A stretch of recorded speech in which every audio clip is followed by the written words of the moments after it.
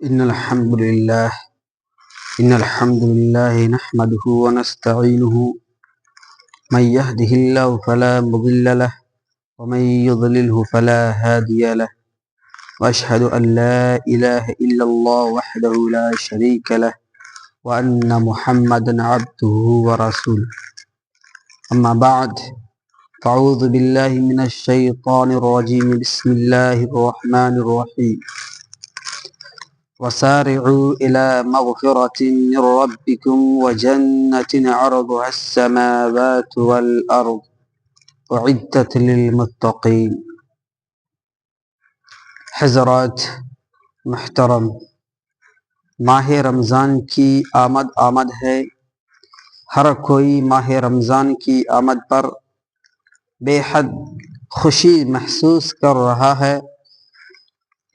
یہ وہ مبارک مہینہ ہے جس کا انتظار بندہ مومن سال بھر کرتا ہے، کیونکہ یہ نیکی، برکت، بخشش، عنایت، توفیق، عبادت، زہد، تقوی، جہاد، خاکساری، مساوات، صدقہ و خیرات، رضا الہی، جنت کی بشارت اور جہنم سے نجات کا مہینہ ہے۔ یہ ماہ رمضان ایک سال بعد ہمارے پاس ایک ماہ کے لیے مہمان بن کر آتا ہے۔ اپنے ذہن میں ذرا تصور پیدا کیجئے، جب ہمارے گھر کسی اعلیٰ مہمان کی آمد ہوتی ہے تو ہم لوگ کیا کرتے ہیں؟ تو اس کا جواب میں کہا جائے گا کہ ہم بہت ساری تیاریاں کرتے ہیں، گھر کے آنگن کو خوب سجاتے ہیں، خود بھی ان کے لیے زینت اختیار کرتے ہیں۔ پورے گھر میں خوشی کا ماحول ہوتا ہے، بچوں کے لب پہ نغمے، چہرے پہ خوشی کے آثار ہوتے ہیں۔ مہمان کی توازی کے لیے انواع و اقسام کے کھانے تیار کیے جاتے ہیں۔ جب ایک مہمان کے لیے اس قدر تیاری کی جاتی ہے تو مہمانوں میں سے سب سے اعلیٰ اور رب تعالیٰ کی طرف سے بھیجے ہوئے مہمان کی تیاری کس قدر پرزور ہونی چاہیے۔ تو آئیے چند ایسے اعمال سیکھنے کی کوشش کرتے ہیں جن کے ذریعے ہم اس ماہ مبارک کا اچھے انداز سے استقبال کر سکیں۔ محترم سامعین کرام، سب سے پہلا پوائنٹ جو ہے ماہ شعبان کے روزے۔ رسول اللہ صلی اللہ علیہ وسلم ماہ شعبان میں کثرت سے روزے رکھا کرتے تھے، جیسے کہ سیدہ عائشہ رضی اللہ تعالی عنہ فرماتی ہے کہ کان رسول اللہ صلی اللہ علیہ وسلم یصوم حتی یقول لا یفطر ویفطر حتی تقول لا یصوم فما رأیت رسول اللہ صلی اللہ علیہ وسلم استکمل صیاما شہر الا رمضان وما رأیته اکثر صیاما منہ فی شعبان۔ رسول اللہ صلی اللہ علیہ وسلم نفلی روزے رکھتے تھے تو ہم آپس میں کہتے کہ اب آپ روزہ رکھنا چھوڑیں گے ہی نہیں، یعنی اس قدر روزے رکھتے تھے کہ ان کو یہ یقین ہو جاتی تھی کہ یہ اب روزہ نہیں چھوڑیں گے، اور جب روزے چھوڑ دیتے تو ہم کہتے کہ اب آپ روزہ رکھیں گے ہی نہیں۔ یہ حالت ہوتی تھی اللہ کے رسول صلی اللہ علیہ وسلم کی۔ میں نے رمضان کو چھوڑ کر رسول اللہ صلی اللہ علیہ وسلم کو کبھی پورے مہینے کا نفلی روزہ رکھتے نہیں دیکھا، اور میں نے آپ صلی اللہ علیہ وسلم کو نہیں دیکھا کہ کسی مہینے میں آپ صلی اللہ علیہ وسلم نے شعبان سے زیادہ روزہ رکھے ہوں گے۔ البتہ جب نصف شعبان گزر جائے تو استقبال رمضان کے روزے رکھنا منع ہے۔ چنانچہ سیدنا ابو ہریرہ رضی اللہ تعالی عنہ فرماتے ہیں کہ رسول اللہ صلی اللہ علیہ وسلم نے ارشاد فرمایا کہ اذا انتصف شعبان فلا تصوموا، جب نصف شعبان ہو جائے تو روزے نہ رکھو۔ اس کی وجہ یہ بھی ہو سکتی ہے کہ ماہ رمضان میں مسلسل ایک ماہ روزے رکھنے ہیں تو جسم کو کچھ آرام مل جائے۔ کہیں ایسا نہ ہو کہ ماہ شعبان کی مکمل روزے رکھنے کے بعد رمضان میں روزے رکھنے کی ہمت ہی نہ ہو سکتا، مگر وہ شخص جو جمعرات، سوموار یا ایام باعث کی مسلسل روزے رکھتا ہے، اس کے لیے جائز ہے کہ وہ نصف شعبان کے بعد بھی روزے رکھ لے۔ محترم سامعین کرام، تو اس کا دوسرا پوائنٹ یہ ہے چھوٹے ہوئے روزوں کی قضا۔ ہم میں سے بہت سے لوگوں کی، خصوصاً خواتین کے کچھ نہ کچھ روزے رہ جاتے ہیں، تو کوشش کر کے ان ایام میں ان کی قضائی دے دینی چاہیے، جیسا کہ سیدہ عائشہ رضی اللہ تعالی عنہا فرماتی ہے کہ کان یکون علی الصوم من رمضان فما استطیع ان اقضع الا فی شعبان۔ رمضان کے جو روزے مجھ سے چھوٹ جاتے تھے، شعبان سے پہلے مجھے ان کی قضا کی استطاعت نہ ہوتی۔ سامعین کرام، رمضان کے استقبال کا تیسرا جو پوائنٹ ہے وہ یہ ہے کہ ماہ رمضان کی عظمت کا ادراک کیجیے۔ دوستو، رمضان کا مہینہ بہت عظمت والا مہینہ ہے۔ اس کی عظمت کا احساس اور قدر و منزلت کا لحاظ آمد رمضان سے قبل ہی ذہن و دماغ میں پیوست کر لیا جائے، تاکہ جب رمضان آئے تو غفلت، سستی، بے اعتنائی، ناقدری، ناشکری اور صیام و قیام سے بے رغبتی کے اوصاف رذیلہ پیدا نہ ہو۔ یہ اتنی عظمت و قدرت والا مہینہ ہے کہ اس کے صرف ایک رات ہی بہت زیادہ اہمیت کے حامل ہے، جیسے کہ اللہ تعالیٰ کا ارشاد ہے کہ اِنَّا أَنزَلْنَاهُ فِي لَيْلَةِ الْقَدْرِ وَمَا أَدْرَاكَ مَا لَيْلَةُ الْقَدْرِ لَيْلَةُ الْقَدْرِ خَيْرٌ مِّنْ أَلْفِ شَهْرٍ تَنَزَّلُ الْمَلَائِكَةُ وَالرُّوحُ فِيهَا بِإِذْنِ رَبِّهِم مِّن كُلِّ أَمْرٍ سَلَامٌ هِيَ حَتَّى مَطْلَعِ الْفَجْرِ۔ بلا شبہ ہم نے قرآن کو لیلۃ القدر یعنی باعزت، خیر و برکت والی رات میں نازل کیا ہے۔ اور آپ کو کیا معلوم کہ لیلۃ القدر کیا ہے؟ لیلۃ القدر 1000 مہینوں سے بہتر ہے۔ اس رات میں فرشتے اور جبرائیل روح الامین اپنے رب کے حکم سے ہر حکم لے کر اترتے ہیں۔ وہ رات سلامتی والا ہوتی ہے طلوع فجر تک۔ اس کا مطلب یہ قطعاً نہیں کہ رمضان کی صرف ایک ہی رات قدر و منزلت والی ہے، بلکہ اس کا جو ہے ہر دن اور ہر رات قدر و منزلت کی حامل ہے۔ اور جو اس ماہ رمضان کو پا لینے کے بعد عمل صالح کرتا ہے تو اللہ تعالی اسے راہ جہاد میں شہید ہونے والے سے بھی پہلے جنت میں داخلہ نصیب فرماتا ہے۔ چنانچہ سیدنا طلحہ بن عبید اللہ رضی اللہ تعالی عنہ فرماتے ہیں کہ دور دراز کے 2 آدمی رسول اللہ صلی اللہ علیہ وسلم کی خدمت میں حاضر ہوئے۔ وہ دونوں ایک ساتھ اسلام لائے۔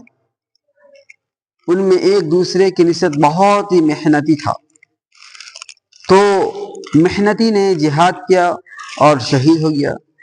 پھر دوسرا شخص اس کے بعد 1 سال زندہ رہا، اس کے بعد وہ بھی فوت ہو گیا۔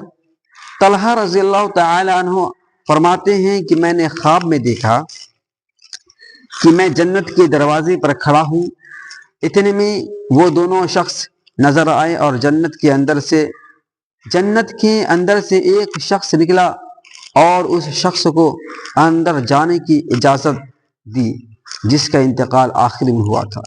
پھر دوسری بار نکلا اور اس کو اجازت دی جو شہید کر دیا گیا۔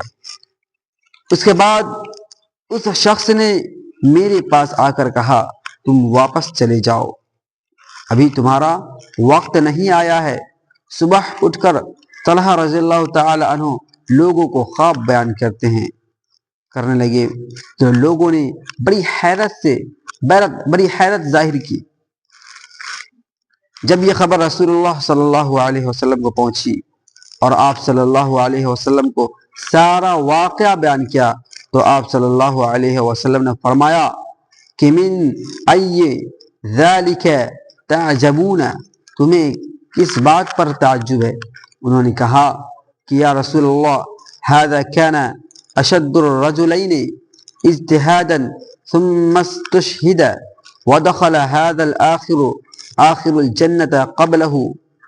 اے اللہ کے رسول، پہلا شخص نہایت عبادت گزار تھا، پھر وہ شہید بھی کر دیا گیا، اور یہ دوسرا اس سے پہلے جنت میں داخل کیا گیا۔ ایسا کیسے ہو سکتا ہے کہ ایک سست کاہل اور بے عمل آدمی ایک شہید اور جانباز محنتی آدمی سے 1 سال پہلے جنت میں داخل گیا؟ ایسا کیسے ہو سکتا ہے؟ اللہ کے رسول صلی اللہ علیہ وسلم الیس قد مکث ھذا بعدہ سنۃ، کیا یہ اس کے بعد مزید 1 سال زندہ نہیں رہا؟ اللہ کے رسول صلی اللہ علیہ وسلم فرماتے ہیں کیا آپ کو پتہ نہیں ہے کہ وہ جو 1 سال کے بعد مرا وہ اس سے 1 سال اور زندہ رہا؟ لوگوں نے عرض کیا کیوں نہیں، ضرور زندہ رہا۔ آپ صلی اللہ علیہ وسلم نے فرمایا وَأَدْرَكَ رَمْضَانَ فَصَامَ وَصَلَّ كَذَا وَكَذَا مِن سَجَدَةٍ فِي السَّنَةِ، اس نے رمضان کا مہینہ پایا اور اس نے روزے رکھے اور سال میں اتنی رکعت نماز پڑھی۔ لوگوں نے کیا یہ تو ہے؟ تو آپ صلی اللہ علیہ وسلم نے فرمایا وَمَا بَيْنَهُمَا أَعْبَدُ مِمَّا بَيْنَ السَّمَاءِ وَالْأَرْضِ، تو اسی وجہ سے ان دونوں کے درجوں میں زمین و آسمان کے فاصلہ سے بھی زیادہ دوری ہے۔ مطلب اس سے یہ ظاہر ہوا کہ رمضان کی اتنی بڑی برکت ہے کہ کوئی اگر انسان 1 سال پہلے انتقال کر گیا ہے اور وہ بھی شہید ہو کر کے مرا ہے، اور ایک آدمی ہے کہ وہ 1 سال بعد مرا ہے، اس کی زندگی میں 1 رمضان اور آیا، اس کی زندگی میں 30 روزے اور آئے، اس نے 30 روزے اور رکھے اور اس نے 1 سال کا نماز اور زیادہ کی پڑھے، تو یہ اس کی برکت کی وجہ سے اللہ تبارک و تعالی نے اس آدمی کو اس شہید ہوئے آدمی سے 1 سال پہلے جنت میں داخلہ کر دیا۔ یہ ہے میرے بھائیو دوستو، یہ ہے رمضان کی برکت۔ تو رمضان کی تعلق سے جو چوتھا پوائنٹ ہے وہ اپنی نیتوں کو خالص کر لیجیے۔ آمد رمضان سے قبل ہی اپنی نیتوں کو خالص کر لیجیے اور خلوص دل سے اس سے کما حقہ مستفید ہونے کا عزم کر لیجیے، ارادہ کر لیجیے کہ ہمیں اس رمضان کے مہینے کے ذریعے سے اپنے اندر کچھ بدلاؤ لائیں گے، کچھ تبدیلی لائیں گے۔ ہم نے جو کوتاہی کی ہے اپنی زندگی میں اللہ کی عبادت کرنے میں، اس کوتاہی کو اس رمضان کے مہینے سے کی برکت سے موقع سے دور کریں گے اور اللہ رب العالمین سے جو ہے اپنے گناہوں کا مغفرت مانگیں گے، کیونکہ اخلاص دراصل دین کا لب لباب اور نچوڑ ہے، اور ہر کام اخلاص کے ساتھ ہی کرنے کا کیا ہے؟ اخلاص کے ساتھ کرنے کا اللہ تعالیٰ نے ہمیں حکم دیا ہے۔ اللہ تعالیٰ کا ارشاد ہے کہ وَمَا أُمِرُوا إِلَّا لِيَعْبُدُوا اللَّهَ مُخْلِصِينَ لَهُ الدِّينَ حُنَفَاءَ، اور انہیں اس کے سوا حکم نہیں دیا گیا کہ وہ اللہ تعالیٰ کی عبادت کرے اس حال میں کہ اس کے لیے دین کو خالص کرنے والا ہو۔ اور جو شخص اخلاص سے عاری ہو کر ریاکاری کے لیے کوئی عمل کرتا ہے تو اللہ تعالیٰ اس کا کوئی بھی عمل قبول نہیں فرماتا ہے۔ چنانچہ ارشاد ربانی ہے کہ من کان یرید الحیات الدنیا وزینتها نوفی الیہم اعمالهم فیہا وهم فیہا لا یبخسون اولئک الذین لیس لهم فی الآخرة الا النار وحبط ما صنعوا فیہا وباطل ما كانوا یعملون۔ جو کوئی دنیا کی زندگی اور اس کی زینت ریاکاری کا ارادہ رکھتا ہو، ہم انہیں ان کی اعمال کا بدلہ اسی دنیا میں پورا دے دیں گے، اور اس دنیا میں ان سے کمی نہ کی جائے گی۔ یہی لوگ ہیں جن کے لیے آخرت میں آگ کے سوا کچھ نہیں اور برباد ہو گیا۔ جو کچھ انہوں نے اس میں کیا اور بیکار ہے جو کچھ وہ کرتے رہتے ہیں۔ حضرات محترم، اس لیے ضروری ہے کہ آمد رمضان سے قبل ہی اپنی نیتوں کو خالص کر لیا جائے تاکہ اللہ تعالی ہمارے اعمال کو شرف قبول سے نوازے۔ پانچواں پوائنٹ، اپنے دلوں کو صاف کر لیجئے۔ آمد رمضان سے قبل ہی اپنے دلوں کو حسد، کینہ، خواہشات نفس، عداوت، ناشکری اور ہر قسم کی نافرمانی سے پاک کر لیجئے، کیونکہ ایسے دل میں کبھی بھی تقوی، زہد اور اخلاص پیدا نہیں ہو سکتا۔ دل کی صفائی اس لیے بھی ضروری ہے کہ اگر یہ صحیح ہو تو سارا جسم صحیح ہو رہتا ہے، اور اگر یہ خراب ہو جائے تو سارا جسم خراب ہو جاتا ہے، جیسا کہ سیدنا نعمان بن بشیر رضی اللہ تعالی عنہ سے روایت ہے کہ رسول اللہ صلی اللہ علیہ وسلم نے ارشاد فرمایا، الا وان فی الجسد مضغۃ اذا صلحت صلح الجسد كله واذا فسدت فسد الجسد كله۔ آگاہ ہو، جسم میں ایک ٹکڑا ہے، جب وہ صحیح رہتا ہے تو سارا جسم صحیح رہتا ہے، اور جب وہ بگڑ جاتا ہے تو سارا جسم بگڑ جاتا ہے۔ آگاہ رہو، وہ حصہ کیا ہے؟ تو وہ دل ہے۔ چھٹا پوائنٹ جو ہے، رمضان نعمت الہی ہے، اس کا احساس کرتے ہوئے شکر ادا کیجیے۔ ماہ رمضان رب تعالی کی طرف سے ملنے والی ایک نعمت ہے۔ عام طور سے انسان کو اس نعمت کا احساس کم ہی ہوتا ہے۔ جو حاصل ہو جاتی ہے لیکن جو نہیں مل پاتی ہے اس کے لیے تڑپتا رہتا ہے۔ ذرا سوچئے، پچھلے رمضان کتنے ہی لوگ ہمارے ساتھ سحری افطاری کیا کرتے تھے، لیکن آج وہ اس دنیا میں موجود نہیں۔ کتنے ہی لوگوں کو ماہ رمضان میسر نہیں آتا ہے۔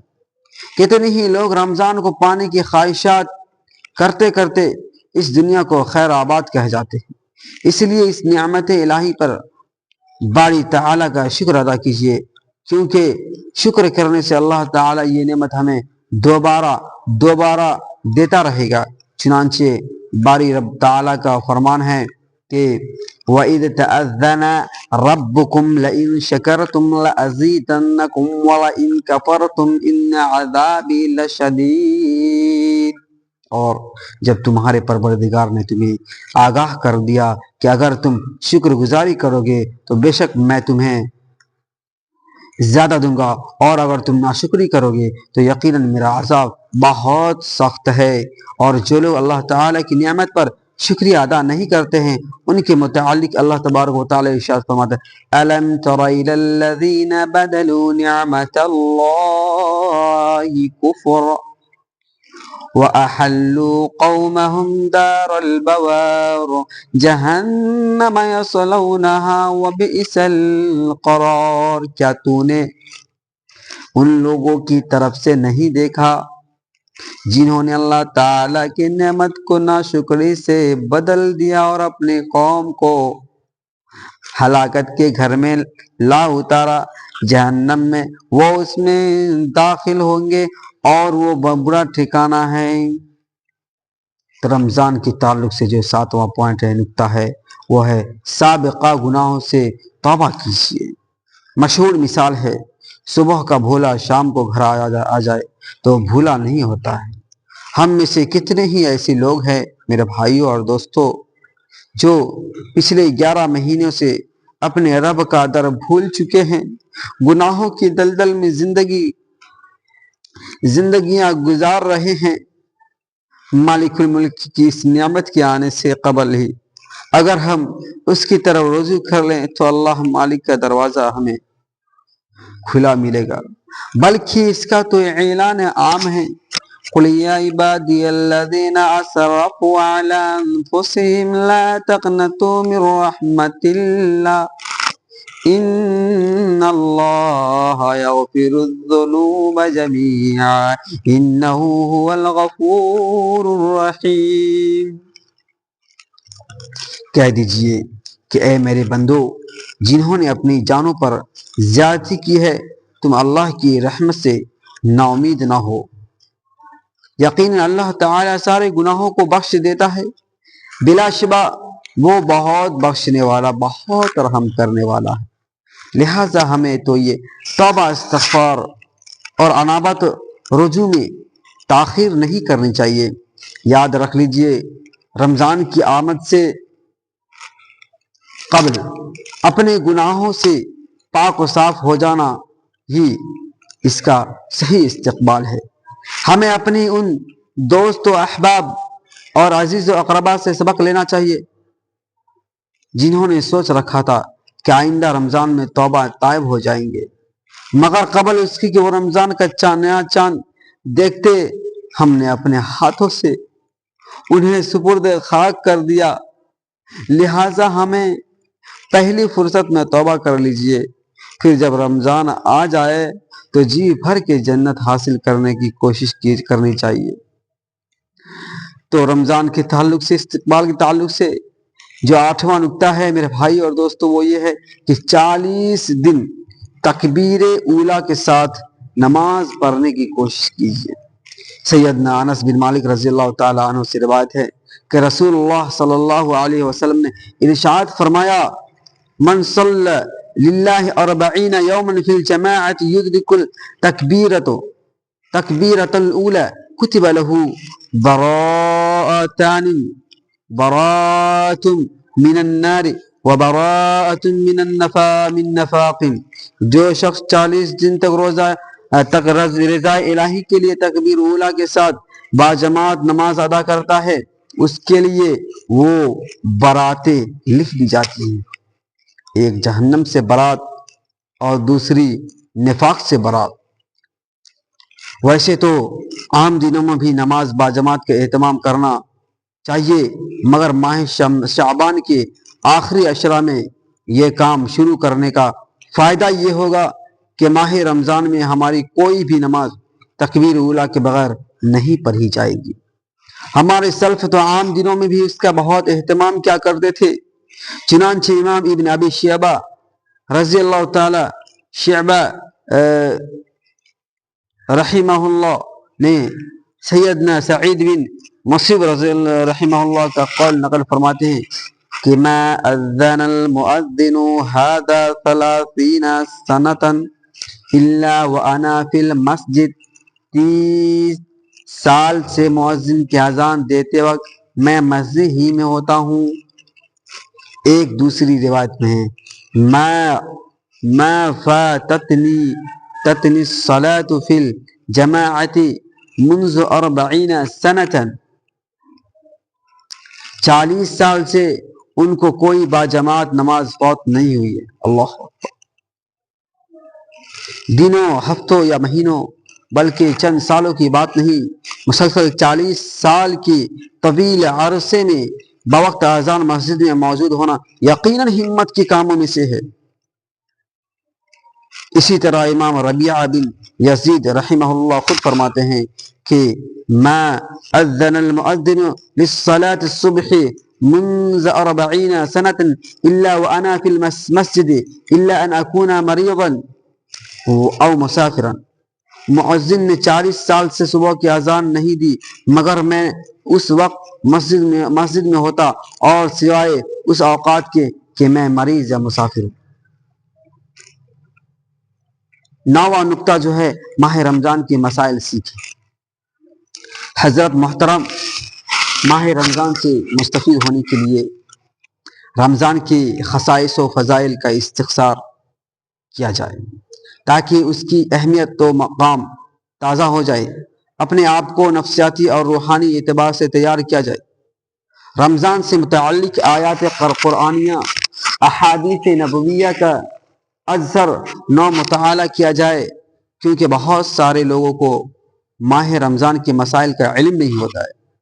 ایسے حضرات کے لیے ضروری ہے کہ وہ ماہ رمضان کی بنیادی مسائل، مثلا سحری، افطاری، روزہ، نماز تراویح، زکوٰۃ، صدقۃ الفطر اور اعتکاف وغیرہ کے مسائل ابھی سیکھنا ضرور کریں، شروع کر دیں۔ 10واں جو نقطہ ہے استقبال کے رمضان کے تعلق سے میرے بھائیوں اور دوستوں، وہ یہ ہے دعاؤں کو اپنا معمول بنائیے۔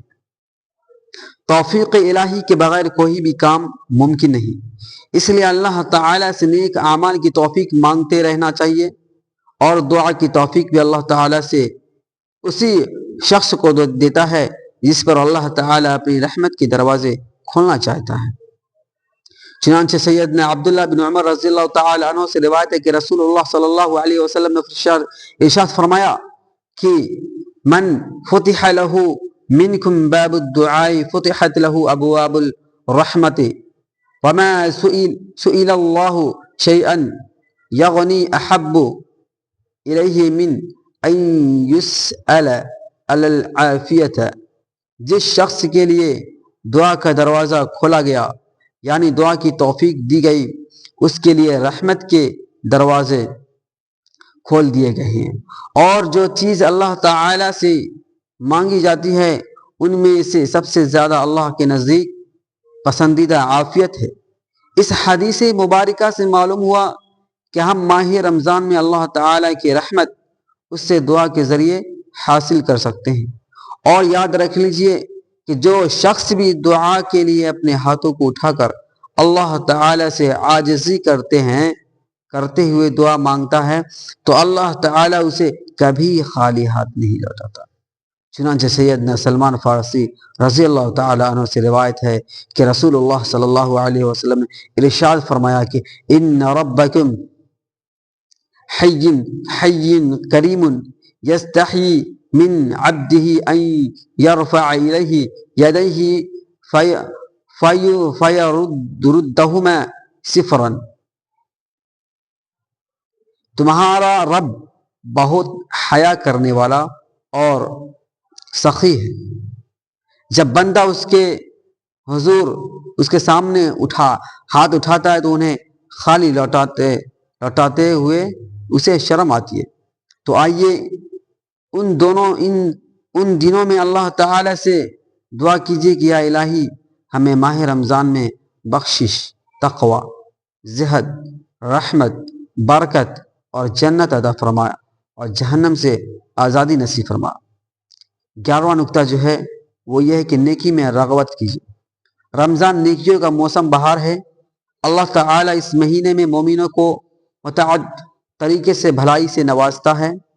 ہمیں ان بھلائیوں کی حصول کے رمضان سے پہلے ہی کمر بستہ ہو جانا چاہیے، اور نیکیوں سے مستفید ہونے کے لیے برضہ اور رغبت ایک خاکہ تیار کرنا چاہیے تاکہ ہر قسم کی بھلائیاں سمیٹ سکے۔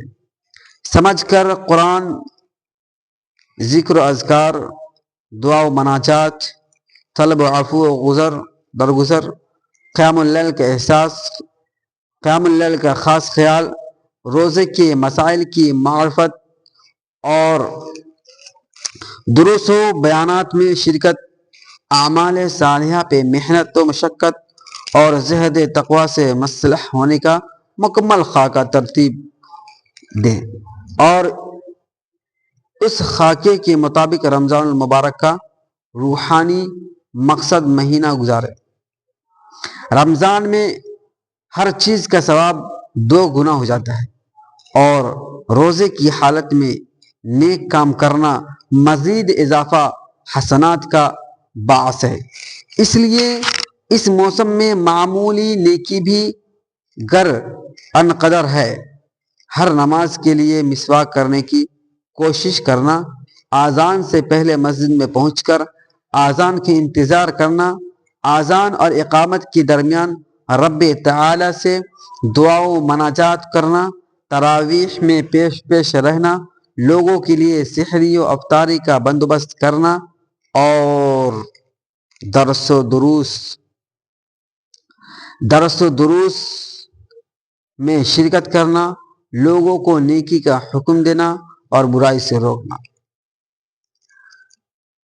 اس موضوع کے تعلق سے جو 12واں نقطہ ہے وہ یہ ہے کہ برائی سے اجتناب کیجیے۔ رمضان کے مہینے کے استقبال میں ایک اہم پہلو یہ بھی ہے کہ ہم گناہ سے باز آ جائیں، لیکن عام طور پر دیکھنے میں آتا ہے کہ ہم ایک طرف تو نیکیاں کرتے ہیں اور دوسری طرف برائیاں بھی نہیں چھوڑتے۔ اس طرح اعمال کا ذخیرہ نہیں بن پاتا، بلکہ برائی کے سمندر میں ہمارے نیکیاں ڈوب جاتی ہیں۔ اس لیے اگر رمضان میں کی ہوئی نیکیاں کو بچانا ہے تو برائیوں سے بالکل ہی اجتناب کرنا ہوگا میرے بھائی اور دوست۔ جیسا کہ اللہ تبارک و تعالی فرماتا ہے، قل انفقوا طوعا او کرها لن يتقبل منكم انكم كنتم قوما فاسقين، کہہ دیجئے کہ تم خوشی یا ناخوشی کسی بھی طرح خرچ کرو، قبول تو ہرگز نہیں کیا جائے گا، قبول ہرگز نہیں کیا جائے گا۔ کیوں؟ یقیناً تم فاسق لوگ ہو، مطلب گناہ پر جو ہے گناہ کو چھوڑتے نہیں ہو اور عمل کرتے ہو بھائیو، کیسے اللہ تبارک و تعالیٰ تمہارے اعمال کو قبول کرے گا؟ اسی لیے لہذا گزارش ہے کہ اس رمضان کا اگر شروعات کرے، اپنے گناہوں سے اجتناب کرے، تب جا کر کے آپ کے اعمال قبول ہوں گے، نہیں تو وہی رائے گا سائے گا ہو جائے گا میرے بھائی اور دوستو۔ اس آیت مبارکہ سے پتہ چلتا ہے کہ اللہ تعالی گناہوں کی وجہ سے کیے ہوئے صدقہ کو قبول نہیں فرماتا ہے۔ تو سوچئے اگر ہم برائیاں بھی کرتے رہیں اور نیکیاں بھی کرتے جائیں تو کیا ایسی نیکی کو بھلا اللہ کو کوئی ضرورت ہے؟ نہیں ضرورت نہیں میرے بھائی اور دوستو۔ مثال کے طور پر آپ کسی آدمی کو 200 روپیہ دیتے ہیں اور پورے گاؤں میں ڈھنڈورا پیٹیں گے کہ ہم نے اس کو 200 روپیہ دیے ہیں، تو کیا وہ آدمی، وہ انسان، وہ جو آپ کے رشتہ دار ہیں، وہ جو آپ کی جو قریبی ہے، وہ 200 روپیہ وہ رکھیں گے؟ نہیں رکھیں گے، آپ کے منہ پر پھینک دیں گے۔ اسی لیے آپ لوگوں سے گزارش ہے، لہٰذا ہم تمام مسلمانوں سے گزارش ہے، اس رمضان المبارک کے پاک مہینے کی جب شروعات کریں تو اپنے گناہوں سے، اپنے پچھلے سارے جتنے بھی گناہ کیے ہیں ان گناہوں سے اللہ تبارک و تعالیٰ سے مغفرت کرے اور اس سے اجتناب کرے، اس سے باز رہے۔ اس موضوع کے تعلق سے جو 13واں نکتہ ہے وہ ایک عمرہ کرنے کی کوشش کیجیے۔ ماہ رمضان میں مسجد حرام اور مسجد نبوی میں اعتکاف اور نمازوں کا ثواب دیگر مساجد کی نسبت زیادہ ہے، اور ویسے بھی ماہ رمضان میں عمرہ کرنا تو ثواب میں حج کے برابر ہے، جیسے کہ سیدنا وہب بن خنبش رضی اللہ تعالی عنہ سے روایت ہے کہ رسول اللہ صلی اللہ علیہ وسلم نے ارشاد فرمایا، عمرۃ فی رمضان تعدل حجۃ، ماہ رمضان میں عمرہ کرنا ثواب میں حج کے برابر ہے۔ اور ایک دوسری روایت میں مزید کچھ صراحت کرتے ہوئے فرمایا کہ رمضان میں عمرہ کرنا میرے ساتھ حج کرنے کے برابر ہے۔ چنانچہ سیدنا عبداللہ بن عباس رضی اللہ تعالیٰ عنہ فرماتے ہیں کہ لما رجع النبی صلی اللہ علیہ وسلم من حجتیہ قال لأم سنان انصاریۃ ما منعک من الحج قالت ابو فلان تغنی زوجها كان له ناصحان حج على احدهما والآخر يسقي ارضا لنا قال فإن عمرة في رمضان تقضي حجة او حجة معي۔ یہ تھی حدیث جب رسول اللہ صلی اللہ علیہ وسلم حجۃ الوداع سے واپس تشریف لائے تو آپ صلی اللہ علیہ وسلم نے ام سنان رضی اللہ انصاری سے دریافت فرمایا تو ہمارے ساتھ حج کرنے کیوں نہیں گئی؟ تو اس نے اپنا عذر بیان کرتے ہوئے کہا کہ فلاں کے باپ یعنی میرے خاوند کے پاس 2 اونٹ پانی پلانے کے لیے تھے، ایک پر تو وہ خود حج کو چلے گئے اور ایک ہماری زمین کو سیراب کرتا ہے۔ آپ صلی اللہ علیہ وسلم نے فرمایا رمضان میں عمرہ کرنا میرے ساتھ حج کرنے کے برابر ہے۔ میرے بھائی اور دوستو، تو جس کو اس کی موقع، طاقت، قوت اگر عطا ہو تو وہ چاہے کہ وہ رمضان کے مہینے میں عمرہ کرے، اور جس کو یہ موقع، یہ طاقت نہیں ہے تو پھر اللہ تبارک و تعالیٰ اس کو کوئی گناہ میں ملوث نہیں کرے گا۔ میرے بھائی اور دوستو، تو اس موضوع کے جو اگلا نکتہ ہے وہ ہے نظام الاوقات ترتیب دیجیے۔ رمضان سے فائدہ اٹھانے کے لیے پہلے سے منصوبہ بندی کی جائے، اپنے آپ کو فارغ کر لیا جائے، غیر ضروری اسفار کو مقدم یا مؤخر کیا جائے۔ دنیاوی کاموں کے لیے ہم منصوبہ بندی کرتے ہیں، لیکن کم ہی خوش بخت لوگ دینی امور کے لیے منصوبہ بندی کرتے ہیں۔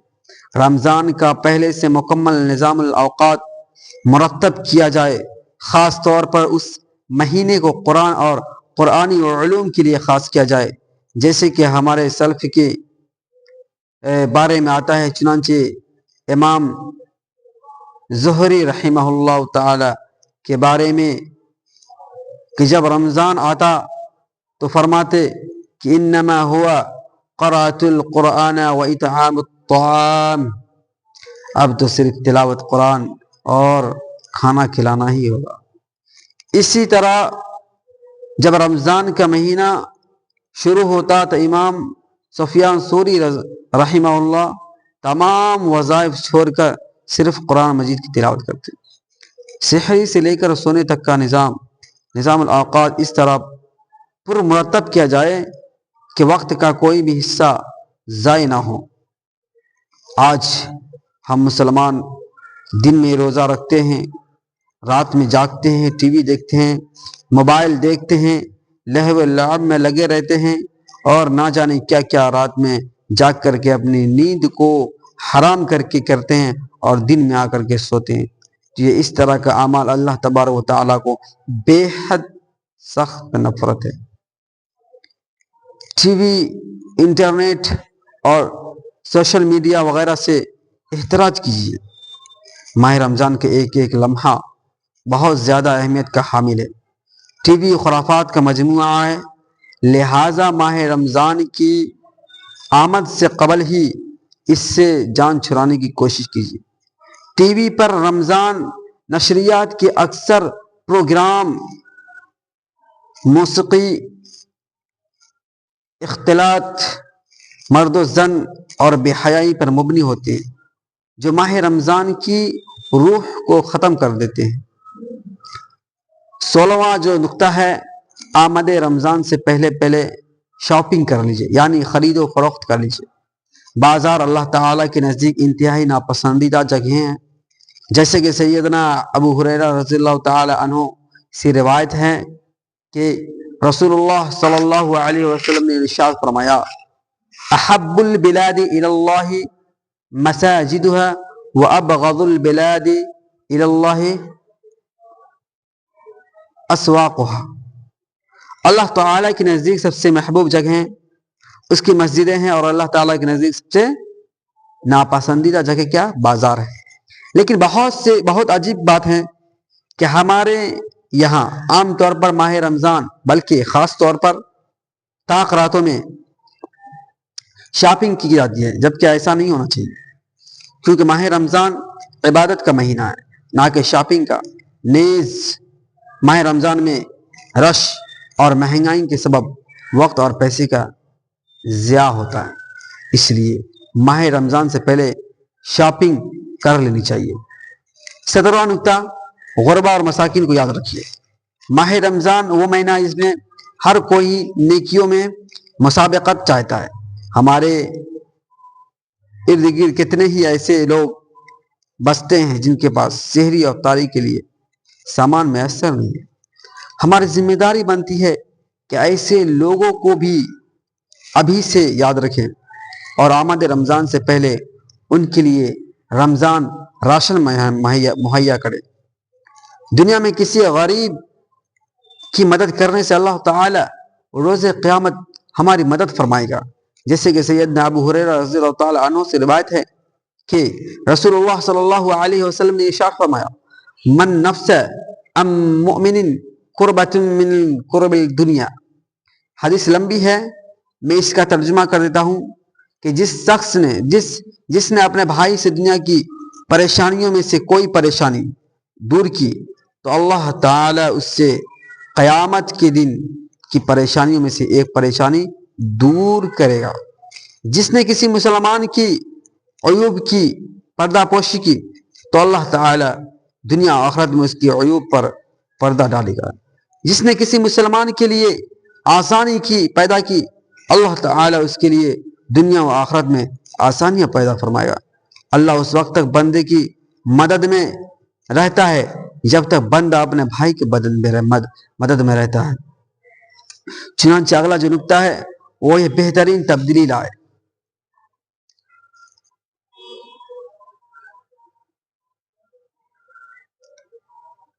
تو یہ تھی رمضان کے اب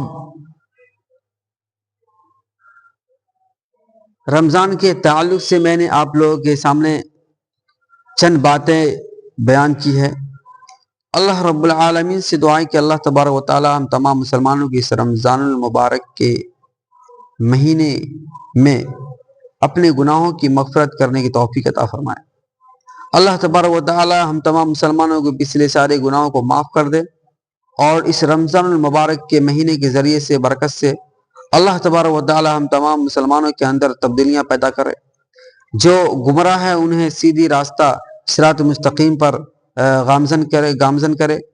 اللہ تبارک و تعالی ہم تمام مسلمانوں میں سے جو روزہ رکھیں گے ان کے روزوں کو قبول فرمائے۔ اللہ تبارک و تعالی ہم تمام مسلمانوں کو اس دنیا کے اندر صحت و عافیت کے ساتھ زندہ رکھیں۔ اور میرے بھائی اور دوستو، تو میں نے رمضان کی استقبال کے تعلق سے چند باتیں آپ لوگوں کے سامنے بیان کیا ہے۔ اگر کوئی غلطی ہو گئی ہوگی تو آپ کمنٹ کر کے مجھے اس غلطی کا جو ہے متنبہ کریں گے، آگاہ کریں گے، اور جو بھی غلطی ہم سے ہوئی ہے اس غلطی کو آپ کمنٹ کر کے بتائیں گے۔ انشاءاللہ تعالی ہم بھی ایک طالب علم ہیں، اور جتنی علم میرے پاس ہے میں چاہتا ہوں کہ آپ لوگوں تک پہنچے۔